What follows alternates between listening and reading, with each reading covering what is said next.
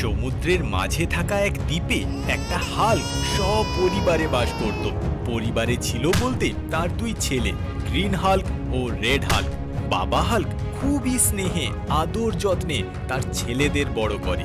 ছোট থেকেই দুটো বাচ্চাই ছিল অসীম ক্ষমতার অধিকারী।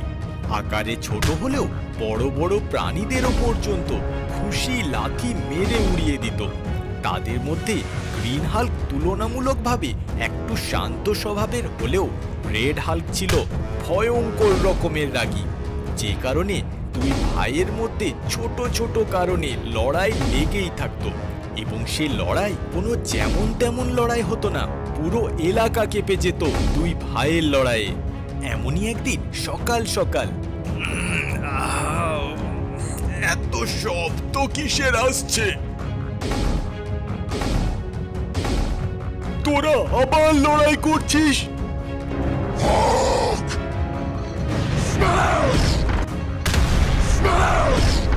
মন দিয়ে শোন, যাই হয়ে যাক না কেন দুই ভাইয়ের মধ্যে কখনো লড়াই করবি না।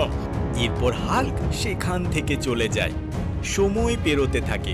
সময়ের সাথে সাথে হাল্কের বয়সও বাড়তে থাকে। এখন সে আর আগের মতো লড়াইয়ে ঠিক পেরে ওঠে না।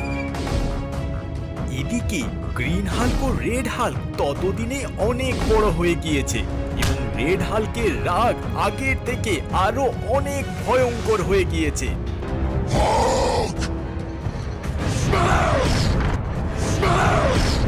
বাবা হাল্ককে বাঁচাতে এখন তার ছেলেদের প্রয়োজন পড়ে। কিন্তু যেমনই হোক, গ্রিন হাল্ক ও রেড হাল্ক দুজনেই তাদের বাবাকে ভীষণ ভালোবাসতো। এদিকে ওই শহরেরই এক চিড়িয়াখানা থেকে এক বিশাল আকার কিংকং সুযোগ বুঝে পালিয়ে যায়। বন্দি কিংকং মুক্তি পেয়ে সোজা শহরের দিকে রওনা দেয়। কিংকংয়ের পালানোর খবর পেয়ে চিড়িয়াখানার পুলিশ কর্মীরা সশস্ত্রে তার খোঁজে বেরিয়ে পড়ে। কিংকং বাইরে বেরিয়ে সামনে আসা সকলকে মারতে শুরু করে। কাউকে ঘুষি মেরে উড়িয়ে দেয় তো কাউকে লাথি মেরে। আশপাশের বাড়িঘর, যানবাহন সমস্ত কিছুকে তছনছ করতে করতে এগোতে থাকে। এদিকে ওই পুলিশের একটা টিম তার পথ রুখে দাঁড়ালে কিংকং রাগে তাদের সকলকে লাথি মেরে উড়িয়ে দিতে থাকে। যে যার এদিক ওদিক গিয়ে পড়ে। এরপর বেশ কিছু ফাইটার হেলিকপ্টার তাকে ধাওয়া করতে থাকে। তারা কিংকংকে আটকাতে অনবরত তার উপর গুলিবর্ষণ যেমন করতে থাকে, একই সাথে কিছু বোম ফেলতে থাকে। কিংকং তাদের প্রতিটি হামলা থেকে নিজেকে ঠিক বাঁচিয়ে নেয়। এক সময় সে ফাইটার হেলিকপ্টারগুলোকে এমন ঘুষি মারে যে সেটি সামনের এক বিশাল আকার বিল্ডিং এ সোজা গিয়ে ধাক্কা খায়, ব্লাস্ট হয়ে গুঁড়ো হয়ে যায়। এরপরও পুলিশ কর্মীরা হার মানে না। তারা আর্মিকে ডেকে পাঠায় এবং কিংকংকে সামনে পিছনে ঘিরে ফেলে। কিংকং অনবরত গুলি বোমার প্রহার সহ্য করতে না পেরে ভয়ে নিজেকে প্রাণে বাঁচাতে সমুদ্রের দিকে চলে যেতে থাকে। এরপরই সে সোজা সমুদ্রে ঢুকে যায়। দুটো ফাইটার হেলিকপ্টার তাকে পিছু করতে থাকে। সে সাঁতরে জল থেকে বেরিয়ে সোজা হাল্কের দ্বীপে উঠে যায়। ফাইটার হেলিকপ্টার দুটো তাকে আবারও দেখতে পেয়ে ওই দ্বীপের ওপর অনবরত গুলি ও বোমা বর্ষাতে শুরু করে। এদিকে ওই বৃদ্ধ হাল্ক সেই সময় নিজের বাড়ির বাইরে একটা ফাঁকা জায়গায় বসেছিল। হঠাৎ গুলি ও বোমার শব্দে সে উঠে দাঁড়ায় এবং সামনে এক বিশাল কিংকংকে তার দিকে এগিয়ে আসতে দেখে। কিংকংকে সামনে দেখে সে ভীষণ রেগে যায় এবং নিজেকে বাঁচাতে তাকে হামলা করতে যায়। কিন্তু কিংকং সেই সময় এতই রাগে ও ভয়ে ক্ষিপ্র ছিল যে সে সোজা বৃদ্ধ হাল্ককে এক জোরালো লাথি মারে। বৃদ্ধ হাল্ক সোজা দূরের একটা বড় গাছে গিয়ে ধাক্কা খায়। আর ঠিক সেই সময়ই ওপর থেকে ফাইটার হেলিকপ্টারের ফেলা একটা বোমা তার ওপর এসে পড়ে এবং বৃদ্ধ হাল্ক সেখানেই মারা যায়। এদিকে কিংকং নিজেকে বাঁচাতে ততক্ষণে ওই দ্বীপের এক অন্ধকার গুহায় গিয়ে আশ্রয় নেয়। ফাইটার হেলিকপ্টারগুলো মনে করে যে কিংকং মারা গেছে, তাই তারা আবার শহরের দিকে ফিরে যায়। এদিকে গ্রিন হাল্ক ও রেড হাল্ক নিজেদের বাড়ি ফিরতে ফিরতে আকাশে এক জোরালো শব্দ শুনতে পেয়ে তাকালে তারা ওই ফাইটার হেলিকপ্টারদের দেখতে পায়। তারা তাদের পরোয়া না করে নিজের বাড়ির দিকে রওনা দেয়। ফিরে এসে তারা দেখে যে তাদের বাবা মারা গেছে এবং আশেপাশে বোমার চিহ্ন পড়ে রয়েছে। রেড হাল্ক তার বাবার মৃত্যুর কারণে ভীষণ রকম রেগে যায়।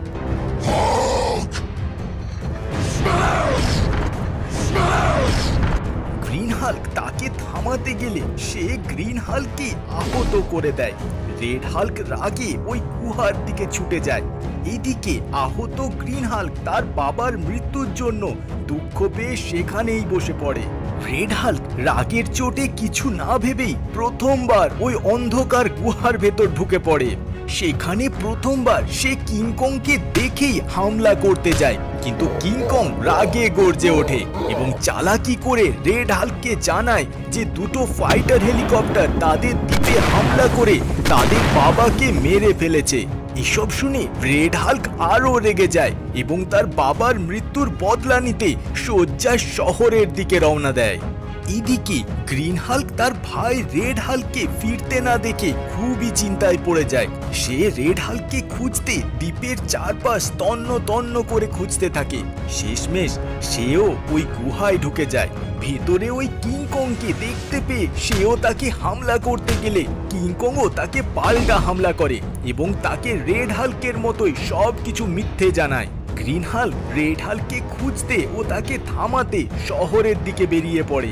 এদিকে রেড হাল্ক শহরে প্রবেশ করে তার রাগের তাণ্ডব শুরু করে দেয় এবং পথে আসা সবকিছু নষ্ট করতে থাকে। এত বড় অদ্ভুত জীবকে দেখে পথে থাকা লোকজনেরা ভয়ে এদিক ওদিক পালাতে শুরু করে। এদিকে শহরবাসীর একজন পুলিশদের ফোন করে খবর দিলে পুলিশের দল এবার রেড হাল্ককে আটকাতে পথে নামে। রেড হাল্ক তাদের দেখে আরো রেগে যায় এবং শুধু ওই ফাইটার হেলিকপ্টারগুলোর খোঁজ করতে থাকে। ততক্ষণে ওই দুই ফাইটার হেলিকপ্টারও সেখানে রেড হাল্ককে থামাতে চলে এলে রেড হাল্ক ওদের দেখে পাগলের মতো হয়ে যায়। সে তার একটিকে জোরালো ঘুষি মেরে উড়িয়ে দেয়। ফাইটার হেলিকপ্টার কোনো রকমে নিজেকে সামলে নেয়। এদিকে গ্রিন হাল্ক ততক্ষণে রেড হাল্ককে খুঁজতে খুঁজতে সেখানে এসে পৌঁছয়। সে রেড হাল্ককে দেখতে পেয়ে চিৎকার করতে থাকে, ভাই থেমে যা এক্ষুনি। না, আমি আজ ওদের শেষ করেই ছাড়বো। এই বলে রেড হাল্ক আবারও ওই হেলিকপ্টারগুলোকে হামলা করতে গেলে গ্রিন হাল্ক তার সামনে চলে আসে। রেড হাল্ক রাগে গর্জে ওঠে, সরে যা ভাই, ওরা আমার বাবাকে মেরেছে। না ভাই না, তুইও ওই একই ভুল করিস না। হাল্ক ভাইদের কথা শুনে ফাইটার হেলিকপ্টারের টিম ও পুলিশের দল তাদের ঘিরে ফেলে এবং তাদের সবকিছু খুলে জানায়।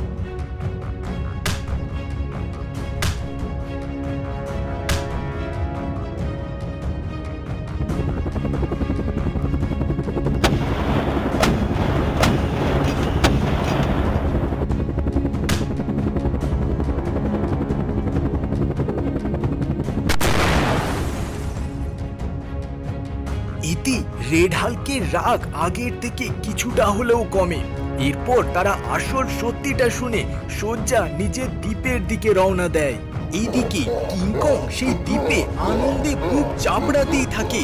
এমন সময় গ্রিন হাল্ক ও রেড হাল্ক কিংকং এর ওপর হামলে পড়ে। প্রথমে কিংকং তাদের একসাথে আচমকা হামলা বুঝতে না পেরে ভ্যাবাচ্যাকা খেয়ে যায়, কিন্তু হঠাৎ কিংকং নিজেকে সামলে এক জোরালো ঘুষি গ্রিন হাল্ককে গিয়ে মারে। গ্রিন হাল্ক দূরে ছিটকে যায়। এটা দেখে রেড হাল্কের রাগ দ্বিগুণ হয়ে যায়। সে সোজা কিংকংকে তুলে সামনের একটা গাছের দিকে ছুঁড়ে দেয়। কিংকং উঠে দাঁড়ায়। এরপর কিংকং রেড হাল্ককে খুব জোরে লাথি মারে।